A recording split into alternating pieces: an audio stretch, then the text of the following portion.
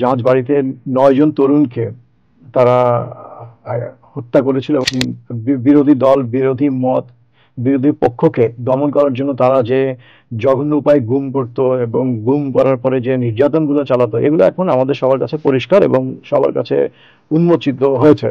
কোনো রাজনৈতিক দল, কোনো ইনফ্লুয়েন্সিয়াল ব্যক্তি, বিরুদ্ধ মত, সেগুলোকে দমন করার জন্য তিনি এক এক উপায় অবলম্বন করতেন। বেশিরভাগ ক্ষেত্রেই তিনি এই যে সো কল জঙ্গিবাদ, এই কার্ডটাকে তিনি ব্যবহার করতেন।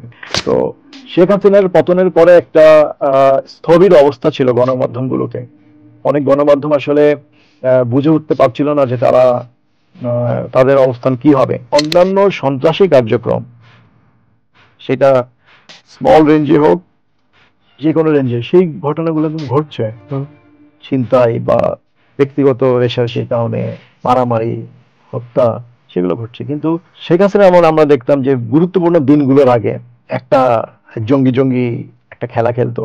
21শে ফেব্রুয়ারির আগে, 26শে মার্চের আগে, 16ই ডিসেম্বরের আগে, পয়লা বৈশাখের আগে।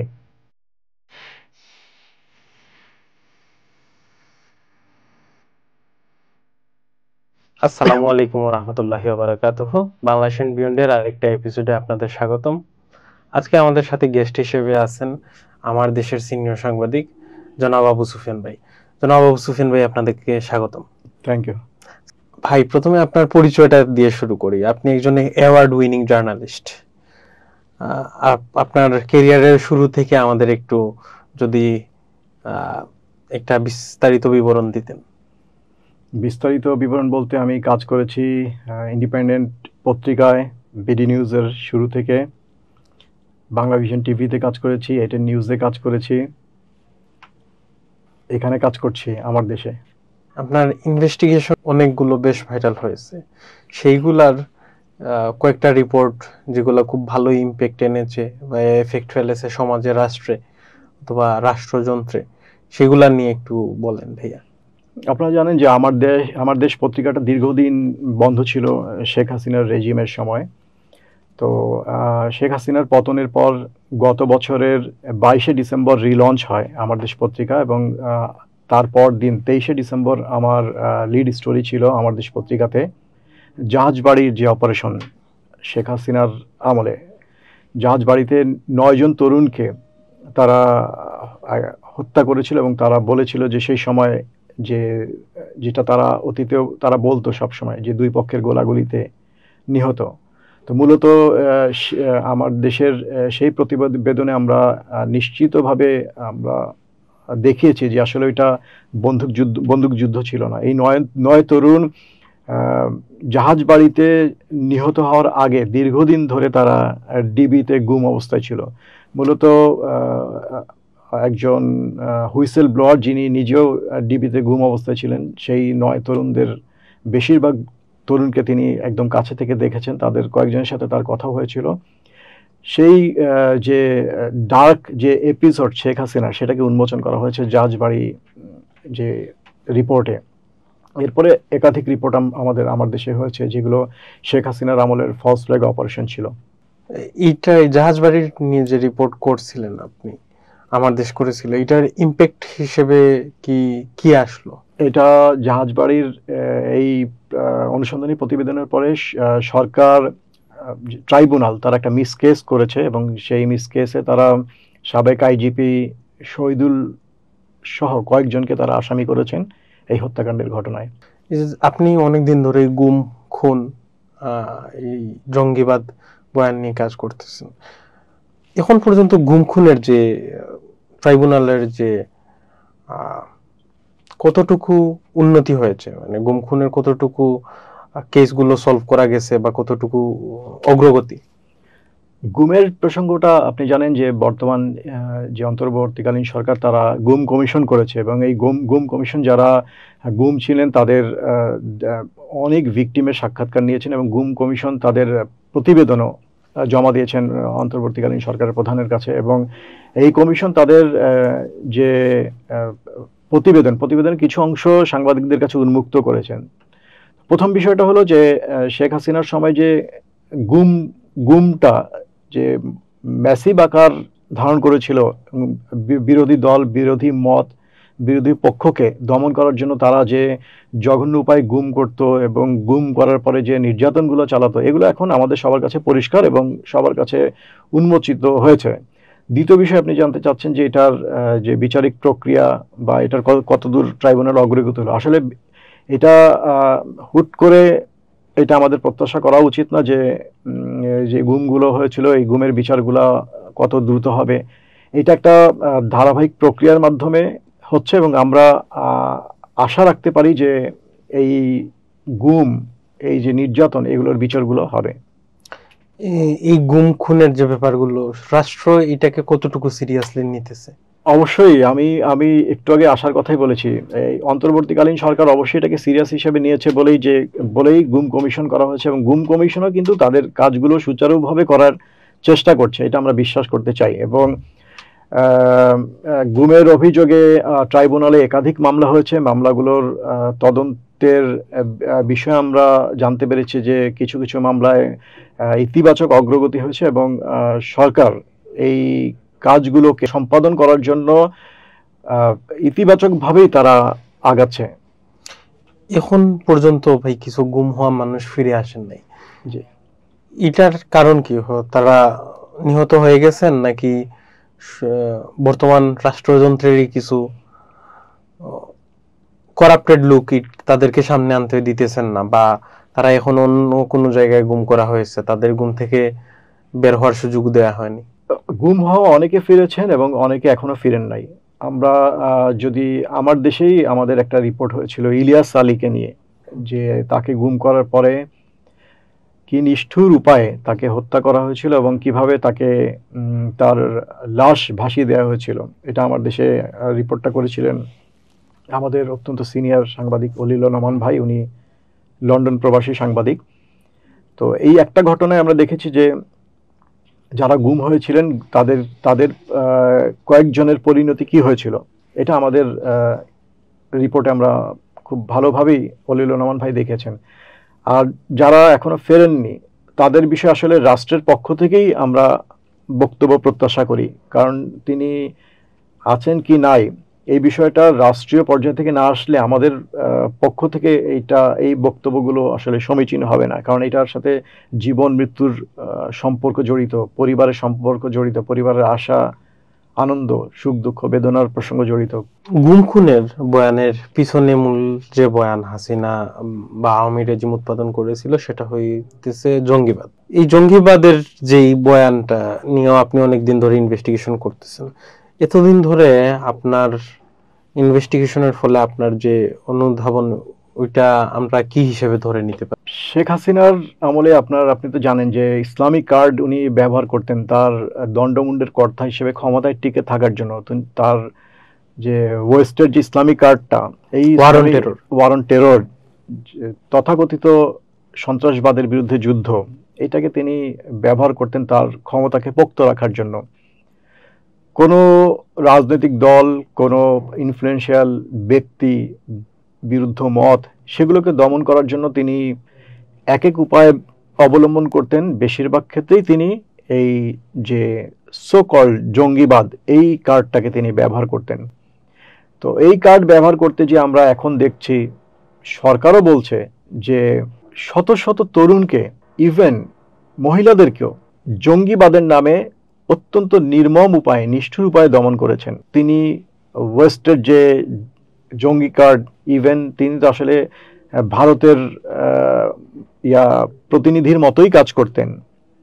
ইসলাম বিদ্বেষী যে কার্ড, এই কার্ডগুলোকে তিনি ব্যবহার করতেন জঙ্গিবাদের নামে। তার এই জঙ্গি কার্ড, তার এই যে অপকর্মগুলো এখন কিন্তু আসলে উন্মোচিত হচ্ছে ধীরে ধীরে। এগুলো আমরা সাংবাদিকরা তাদের অনুসন্ধানের মাধ্যমে যেমন উন্মোচন হচ্ছে, ঠিক তেমনি সরকারি পর্যায়ে কিন্তু অনুসন্ধানের মাধ্যমে উন্মোচিত হচ্ছে যে কিভাবে নিরীহ মানুষদেরকে গুম করে রাখা হতো জঙ্গিবাদের নামে। এখন এই কার্ডটাকে কতটুকু ভাই থামানো গিয়েছে, এই জঙ্গিবাদ কার্ডটা? এখন রাষ্ট্র জঙ্গিবাদটাকে কিভাবে ডিল করতেছে? আসলে এই যে শব্দটাকে, এইটাও ওয়েস্টার্ন ন্যারেটিভ, যেটা ভারতের সাথে অ্যালাইন্ড। তো আপনি যেটা প্রশ্ন করছেন যে যে এই বয়ান কি এখনো চালু আছে? এই বয়ানটাকে এই সরকার কিভাবে ডিল করছে, বা এটা চালু আছে কিনা, বা এটা পরবর্তী সরকার কিভাবে ডিল করবে। তো আমরা দেখেছি যে শেখ হাসিনার রেজিমের পতনের পর যে তার যে জঙ্গি কার্ড, এই কার্ডটা কিন্তু আসলে তাসের ঘরের মতো কিন্তু ভেঙে পড়েছে। আপাত দৃষ্টিতে এই সরকার শেখ হাসিনার যে বয়ানটা, এটাকে তারা রিজেক্ট করেছে।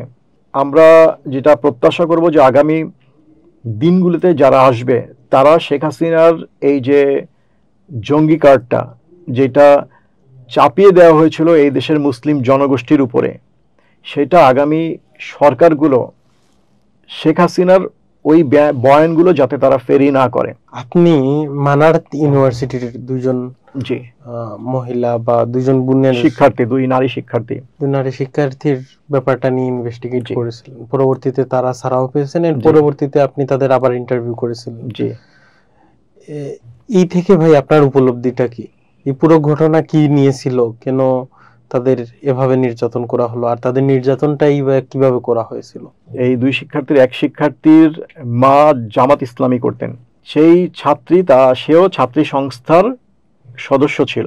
যে ছাত্রীদেরকে কেন টার্গেট করেছিলেন, যাতে এটা একটা লেসন দেওয়ার জন্য, যে লুক, এই দুই ছাত্রীর যে পরিণতি হচ্ছে, তোমাদের সব ছাত্রী সেই পরিণতি হবে। তোমরা যদি শিক্ষা প্রতিষ্ঠানগুলোতে ইসলামী সংগঠনগুলোর দাওয়ার কাজ পরিচালনা করো।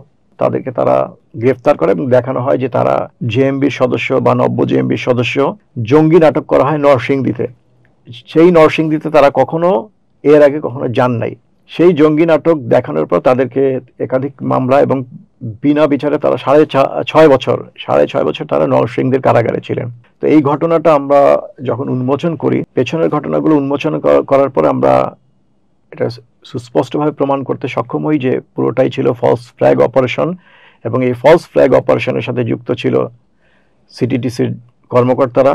মূলত তারা তাদের প্রমোশন, পিপিএম, বিপিএম পদক পাওয়া, ভালো পদায়ন পাওয়া, এগুলোর জন্য তারা করতেন। তো সেইটারই বলি হয়েছিল এই দুই ছাত্রী। এখন তারা জামিনে মুক্ত আছেন। তাদের যে শেখ হাসিনার আমলের যে ফলস ফ্ল্যাগ অপারেশনের যে মামলাগুলো, সেই মামলাগুলো তারা ফেস করছেন। আপনার রিপোর্টের পরেই তো এই ঘটনাটা, তারা জামিন পেয়েছে? জি, আমাদের রিপোর্টের পরেই। আচ্ছা, এই জিনিসটা আপনাদের কেন করতে হলো, রাষ্ট্র কেন করলো না? এই ফলস ফ্ল্যাগ অপারেশন, এটা তো রাষ্ট্রের নিজের ইনভেস্টিগেট করে, প্রত্যেকটা নাগরিকের সুবিচারের দায়িত্ব তো রাষ্ট্রের নিজের না। এখন অন্তর্বর্তীকালীন সরকারের আসলে দায়িত্ব অনেক দায়িত্ব। আপনার যে জঞ্জালটা, শেখ হাসিনার 15 বছরের যে জঞ্জালটা, যে অনিয়ম, দুর্নীতি, দুঃশাসন, পুরো জঞ্জালটা কিন্তু শেখ হাসিনা রেখে গেছেন। এই জঞ্জাল পরিষ্কার করতে কিন্তু সময় লাগবে। ওভারনাইট তো আসলে কোনো জিনিসই, কোনো জঞ্জাল পরিষ্কার করা সম্ভব না। আমরা যেটা বলতে পারি, যেটা প্রত্যাশা করতে পারি, যে এই ফলস ফ্ল্যাগ অপারেশনগুলো যেহেতু এখন সামনে আসছে, শেখ হাসিনার অপকর্মগুলো যেহেতু সামনে আসছে, এইটা নিয়ে যাতে তারা ডিলে না করে। জঙ্গিবাদের বয়ান, এই বয়ান নিয়ে আমরা শুধু দেখতেছি আমার দেশই একমাত্র সরব, বাদ বাকি পত্রিকা যেগুলা মানবাধিকার প্রগতিশীল হওয়ার দাবি করে, মানবাধিকারের রক্ষক হওয়ার দাবি করে, তারা কেন এই ব্যাপারে নীরব? ভাই, আপনার কি মনে হয়? না, আমার দেশ করার পরে কিন্তু আমার সাথেই অনেক টিভি চ্যানেলের রিপোর্টার আমার সাথে দেখা করেছেন, যোগাযোগ করেছেন, এবং আমি এখন কিন্তু তারা করছেন, টেলিভিশন চ্যানেলগুলো করছে, পত্রিকাগুলো করছে, যে গুমগুলো, ফলস ফ্ল্যাগ অপারেশনগুলো। মূলত বিষয়গুলো ছিল যে আপনি জানেন যে গণমাধ্যম সংস্কার একটা কমিশন আছে, সেখানে সেই গণমাধ্যম সংস্কার কমিশন, গণমাধ্যম নিয়েও আমরা আমার দেশ পত্রিকার একটা লিড স্টোরি করেছিলাম, যে গণমাধ্যমে কিভাবে শেখ হাসিনার ফ্যাসিবাদ চেপে বসেছিল, কিভাবে কিছু কিছু সাংবাদিক শেখ হাসিনার বয়ানকে ফেরি করত, তাদের কাছে তাদের অনৈতিক সুবিধাগুলো ছিল প্রধান, মানুষের কথাগুলো প্রধান ছিল না। আমরা আমার দেশে সেটা লিড স্টোরি করেছি। তো শেখ হাসিনার পতনের পরে একটা স্থবির অবস্থা ছিল গণমাধ্যমগুলোতে। অনেক গণমাধ্যম আসলে বুঝে উঠতে পারছিল না যে তাদের অবস্থান কি হবে। তো আমার দেশে আমরা এই ফলস ফ্ল্যাগ অপারেশনগুলো, স্ট্রিং অপারেশনগুলো, শেখ হাসিনার, এগুলো নিয়ে আমরা যখন রিপোর্ট করা শুরু করেছি, এরপরে কিন্তু পত্রিকাগুলো এগিয়ে এসেছে। আসলে দরকার একজন হুইসেল ব্লোয়ারের। আমরা দাবি করি, বলতে চাই, অত্যন্ত পোলাইটলি বলতে চাই যে আমরা সেই হুইসেল ব্লোয়ারের কাজ করেছি। এরপরে কিন্তু সব টেলিভিশন চ্যানেলগুলোই কিছু কিছু করে কাজ শুরু করেছে এবং কাজটা কিন্তু এখন আগের চেয়ে অনেক বেশি। তারা, আপনি সব টিভি চ্যানেলগুলোতে দেখবেন যে শেখ হাসিনার ফলস ফ্ল্যাগ অপারেশনগুলো, স্টিং অপারেশনগুলো নিয়ে কিন্তু আলোচনা হচ্ছে, তারা বলছে এবং তারা উন্মোচন করছে কিভাবে শেখ হাসিনা এভাবে তার দুঃশাসনের জাতাকল চাপিয়ে দিয়েছিল জনগণের উপরে। শেখ হাসিনার যে এই জঙ্গিবাদের বয়ান, পিছনে ভারত ছিল, এটা আমরা গণমাধ্যমের থেকেও শুনতেছি, আবার ওই যে গুম খুন যে কমিশন, সেই কমিশনের রিপোর্টেও জি এই জিনিসটা এসেছে। এই ব্যাপারে আপনি আমাদের একটু বিস্তারিত বলুন। গুম কমিশনের রিপোর্ট বা সরকারের তরফ থেকে যখন কোনো ভাষ্য আসে, অবশ্যই সেই বিষয়গুলোকে আমরা অত্যন্ত সিরিয়াসলি আমরা নেয়াই উচিত। এছাড়াও যারা রাষ্ট্রের গুরুত্বপূর্ণ ব্যক্তিরা কিন্তু এখন গণমাধ্যমে কথা বলছেন যে শেখ হাসিনার জুলুমের অন্যতম পেছনের শক্তি ছিল ভারত। আমরা অনেক অনেক স্টিং অপারেশন, অনেক ফলস ফ্ল্যাগ অপারেশনে দেখেছি যে সরকার যে দাবি করছে অমকে অমক এই ঘটনার সাথে জড়িত, অমকে এই গোলাগুলি করেছে, এই গ্রেনেড ফুটেছে, কিন্তু আমরা যখন ওগুলো ইনভেস্টিগেট করি তখন আমরা দেখতে পাই যে এগুলোর উৎস ছিল ভারত। অর্থাৎ যে যে কোনো স্টিং অপারেশন বা সরকারের সাজানো যেই নাটকগুলো ছিল, এই নাটকগুলোতে যে ভায়োলেন্স হয়েছে, যে গোলা বারুদ ব্যবহার হয়েছে, ছোট অর্থে হোক বড় অর্থে হোক, সেগুলোর উৎস কিন্তু ছিল ভারত। কিছু কিছু ক্ষেত্রে আমরা দেখেছি টাকার উৎস ভারত, কিন্তু সেই ঘটনাগুলো যখন ঘটনাগুলো ডিসপোজাল হয়েছে তখনকার তদন্ত কর্মকর্তারা, আইন প্রয়োগকারী সংস্থার সদস্যরা ওই জায়গাটা অমিট রেখেছিলেন, কারণ পুরো প্রক্রিয়ায় ভারত জড়িত ছিল, শেখ হাসিনা সরকার জড়িত ছিল। বাংলাদেশে এই নাটকটা আসলে কে পরিচালনা করতেন, কারা করতেন? বড় বড় কেসগুলোতে তো প্রধান আসামি শেখ হাসিনা। আপনার যদি গুমের যে কথাগুলো, এটা আমরা অনেক যারা অনেক ব্যক্তিত্ব তাদেরকে অনেক সেমিনারে বলতে শুনি যে কোনো ব্যক্তির দায় ব্যক্তিকে নিতে হবে। এগুলো আসলে যে অপকর্মগুলোকে আড়াল করার জন্য তারা বলছেন, অথবা তারা না বুঝে বলছেন, সৎ সরল মনে বলছেন। দেখেন যে গুমগুলো হয়েছে বা ক্রস ফায়ার, জঙ্গি নাটক, এগুলো তো কোনো ব্যক্তি এককভাবে করতে পারেন না। এগুলোর একটা প্রাতিষ্ঠানিক ছিল, ছক ছিল, সেই নীল নকশা ছিল। সেই নীল নকশার আদলে নীল নকশা বাস্তবায়ন করার জন্যই কিন্তু সেগুলো হয়েছে, এবং পুরো প্রক্রিয়াটা যে দুঃশাসনটা শেখ হাসিনার নির্দেশ ছাড়া তো কোনোভাবেই সম্ভব না। এখন শেখ হাসিনা এককভাবে কি সেটা করেছেন? না, শেখ হাসিনা তিনি একটা দলবল গঠন করেছিলেন যে মানুষের কণ্ঠ রোধ করার জন্য। আর শেখ হাসিনা যে দেখেন প্রত্যেকটা মামলায়, যদি বড় মামলাগুলো দেখেন, সবশেষ জুলাই গণ অভ্যুত্থানের যে গণহত্যা, সেখানে শেখ হাসিনা প্রধান আসামি। তিনি তো এককভাবে করেন নাই, তার সাথে একটা বড় দলবল কাজ করেছে, এবং শেখ হাসিনাকে এই কাজগুলো করতে উদ্বুদ্ধ করেছে কিন্তু আসলে ভারত। সুতরাং এই ঘটনা, যে কোনো বড় ঘটনা শেখ হাসিনার আমলের দুঃশাসন চাপিয়ে দেওয়ার ঘটনায় আপনি যদি বলেন কে দায়ী, আমি প্রথমে বলবো শেখ হাসিনা দায়ী, তারপরে তার দলবল দায়ী, আর শেখ হাসিনার পেছনের বড় শক্তি ছিল ভারত। এই যে নাটকগুলা হইতো ভাই, যে এত প্রিসাইজলি জঙ্গিবাদের, যে হঠাৎ করে একটা জায়গায় সব মানুষকে ইভাকুয়েট করে বলা যে এই ঘরে একজন জঙ্গি আছে বা কয়েকজন জঙ্গি আছে, তারপরে সেখানে পুলিশের গাড়ি, র্যাবের গাড়ি, সবকিছু নিয়ে এত বড় নাটক মঞ্চস্থ করা হইতো, এইসব প্ল্যানিং করতো কে ভাই? আমার রিপোর্টগুলো আপনি পড়লে দেখতে পারবেন যে ধরেন আপনি, আবারও আমি যাচ্ছি জাহাজবাড়ির প্রসঙ্গেই যাচ্ছি, যে জাহাজবাড়ির সেই সময়ে মিরপুরের ডিসি ছিলেন মাসুদ সাহেব। মাসুদ সাহেবের ইন্টারভিউ আমি নিয়েছি রংপুরে, যে উনি কিছুদিন জুলাই বিপ্লবের পর পলাতক ছিলেন। এরপরে তাকে সংযুক্ত করা হয়েছিল চিটাগাংয়ে, চিটাগাং থেকে তাকে সংযুক্ত করা হয় রংপুর রেঞ্জে। জাহাজবাড়ির যে ফলস ফ্ল্যাগ অপারেশনের পরে মাসুদ সাহেব পুলিশের সম্মানজনক পিপিএম পদক পেয়েছিলেন সাকসেস হিসেবে, এটাকে সাকসেস হিসেবে দেখানো হয়েছিল। তো আমি মাসুদ সাহেবকে প্রশ্ন করেছিলাম যে আপনি এখন অস্বীকার করছেন এই হত্যাকাণ্ডের দায় আপনি নিতে চাচ্ছেন না, কিন্তু এই হত্যাকাণ্ডের পুরস্কার হিসেবে তো আপনি পুলিশের পদক পেয়েছিলেন। মাসুদ সাহেব আমাকে বললেন যে দেখেন, যেহেতু মিরপুর এলাকার মধ্যে কল্যাণপুর, তাজ মঞ্জিল, সুতরাং এখানে কোনো যখন ঘটনা হয় সেখানে নামটা শুরুতেই আমার থাকে। কিন্তু এই ফলস ফ্ল্যাগ অপারেশনগুলো যেগুলো হতো শেখ হাসিনার আমলে অনেকটা ব্ল্যাঙ্ক চেক দেওয়া হয়েছিল সিটিটিসিকে, এটিইউকে, এই ডিপার্টমেন্টগুলোকে।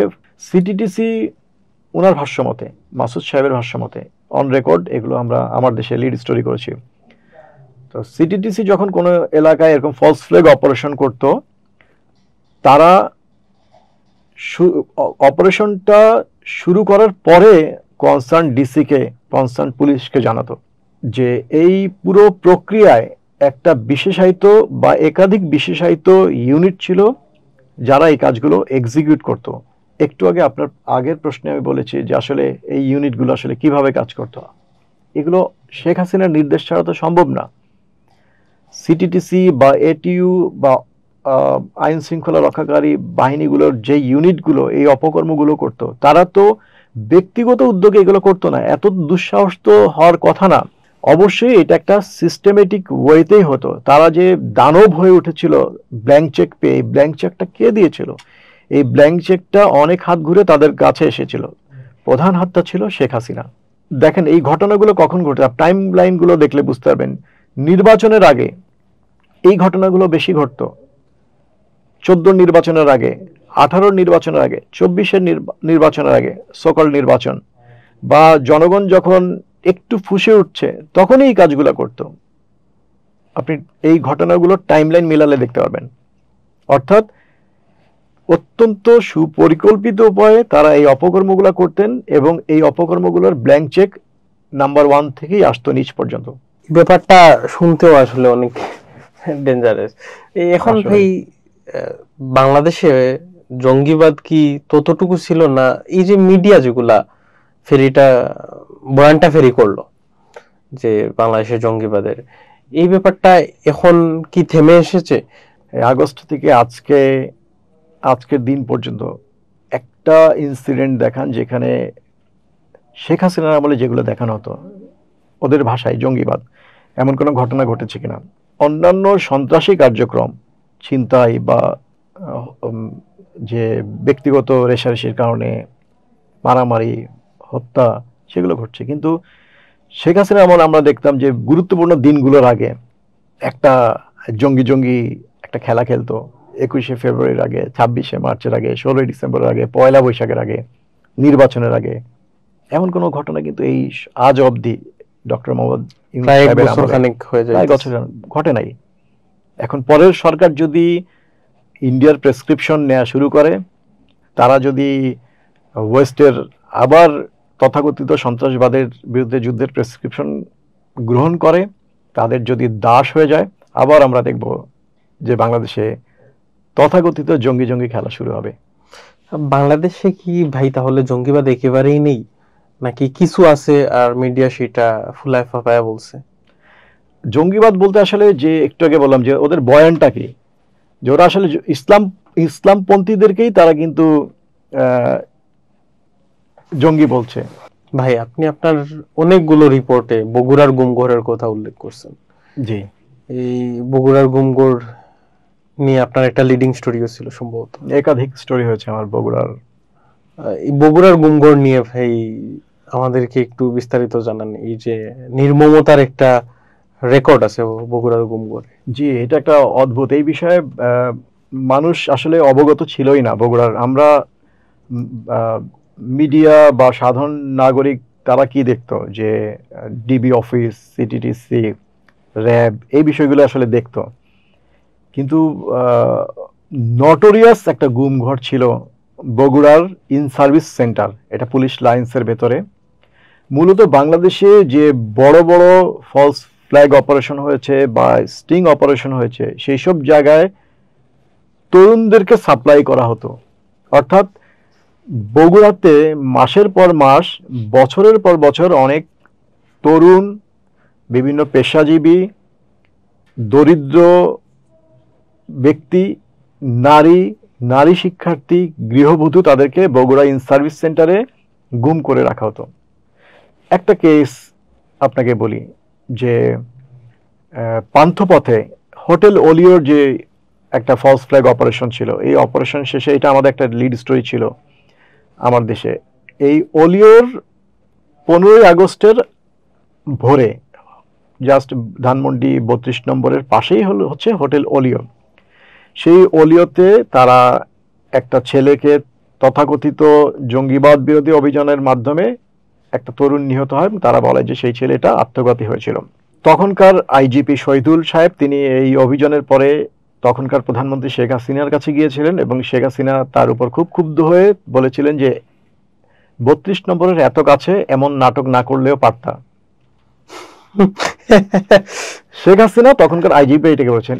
আইজিপি তার লেখা বইয়ে এটা উল্লেখ করেছেন, আইজিপি নিজেই, তখনকার আইজিপি শহীদুল সাহেব, যিনি এখন জাহাজবাড়ির যে মিসকেস সেটার আসামি, এখন কারারুদ্ধ, বিভিন্ন মামলা তার ফেস করতে হচ্ছে।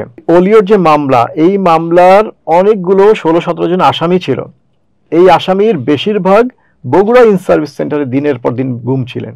গাজীপুরে পাতারটেকে যে তথাকথিত জঙ্গিবাদ বিরোধী অপারেশন হয়েছিল, সেইখানকার আসামিদের একটা অংশ দীর্ঘদিন বগুড়া ইন সার্ভিস সেন্টারে তারা গুম ছিল। মূলত বাংলাদেশে যেখানে যেখানে তথাকথিত জঙ্গিবাদ বিরোধী অভিযান চালানো হতো, সেখানে যে তরুণদেরকে সাপ্লাই দেওয়া হতো, তরুণদেরকে আনা হতো, এই তরুণরা আগে থেকেই বগুড়ার গুম ঘরে, বগুড়া ইন সার্ভিস সেন্টারে গুম থাকতেন। একটা নটোরিয়াস কারাগার ছিল বগুড়ার গুমঘরটা। এই গুমঘরটা আসলে কে চালাতো? শহীদুলের নির্দেশেই আসাদুজ্জামান, পরবর্তীতে সিটিটিসির প্রধান হয়েছিলেন, তিনি চালাতেন এবং তার রাইট হ্যান্ড ছিল একজন নটোরিয়াস পুলিশ কর্মকর্তা আরিফুর রহমান মন্ডল। পরবর্তীতে তিনি সিরাজগঞ্জের এসপি হন এবং এই জুলাই বিপ্লবের পরে তাকে বরিশালে সংযুক্ত করা হয়। বরিশালে তিনি যোগ না দিয়ে তিনি পালিয়ে যান, রহস্যজনকভাবে তিনি পালিয়ে যান এবং তাকে চাকরি থেকে আমরা জানতে পেরেছি যে চাকরি থেকে তাকে বরখাস্ত করা হয়েছে। আজকে এতটুকুই ছিল। আপনার এই বিজি শিডিউল দিয়ে থেকে আমাদের সময় দেওয়ার জন্য অনেক অনেক ধন্যবাদ ভাই। আপনাকে ধন্যবাদ। অডিয়েন্স এতক্ষণ আমাদের সাথে থাকার জন্য ধন্যবাদ। আজকে বিদায় নিচ্ছি।